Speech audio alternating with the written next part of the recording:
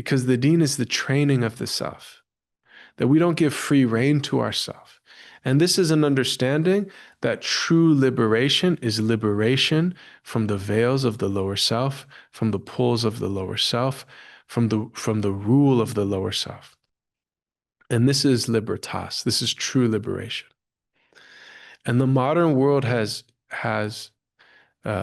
inverted this in the Enlightenment and then in the liberal order. They use the word liberal, but actually they denied, the whole modern world comes about through a denial of divine guidance. They deny revelation and they say reason, which we also say is a gift from God, but they deny revelation and they make an idol out of human reason. That unaided reason will lead us to heaven on earth, to the perfect world. This is the whole ethos of the Enlightenment.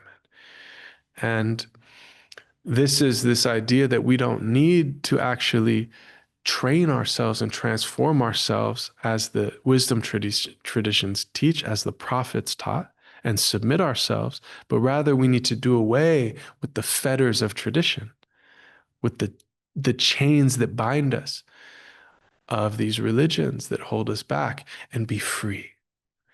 And be free, which is the greatest lie, which is the lie of Iblis.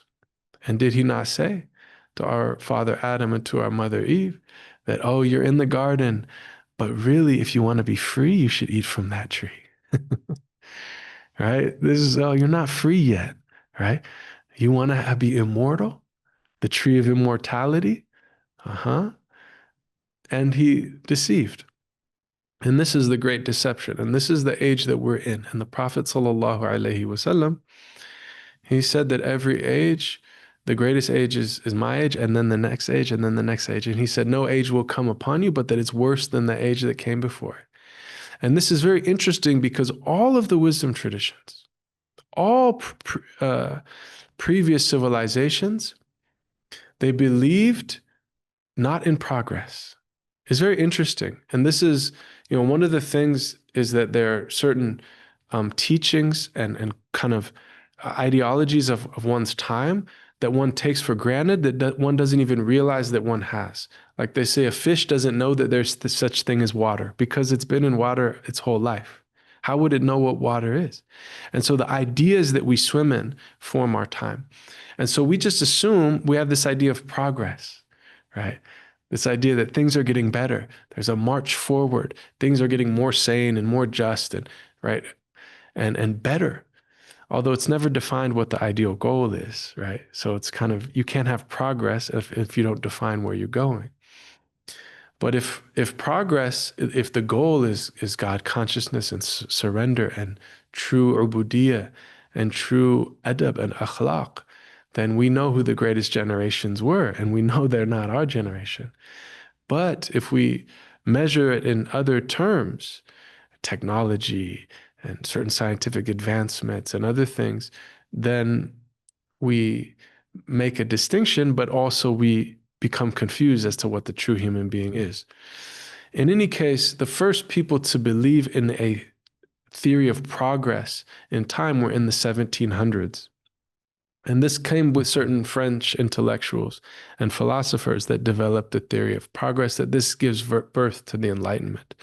Before that, there was not a human civilization that believed in progress. It's very interesting. It's hard for us to believe because we kind of take it for granted, right? We say it's 2025 and this is still happening, right? This is the idol of progress and we don't even realize it, right? Or someone said, meaning well, he said, oh, I love, you got, I love, what you guys are doing. It's like progressive Muslims. And it's like, this is a type of confusion that is so deep to even say something like that, because there's no concept of progress, right, that we have. But rather, all previous civilizations believed ultimately in a cycle, that there's a golden age where people are upright and people are in remembrance and people are righteous, and then they regret, they fall away from that. and they lose that and things degenerate. But then another prophet will be sent and there will be another cycle of righteousness. And this is it, the cycle. And this is the Indians had the yugas, the ancient Chinese, the ancient Egyptians, Babylonians, the ancient Greeks, of the Abrahamic traditions, of course. No one believed in progress, right? This is really important because it's one of the idols of our time. And it's very destructive. And it causes us to disrespect our ancestors. And that's almost the least of it, because it causes us to become veiled from truth as truth.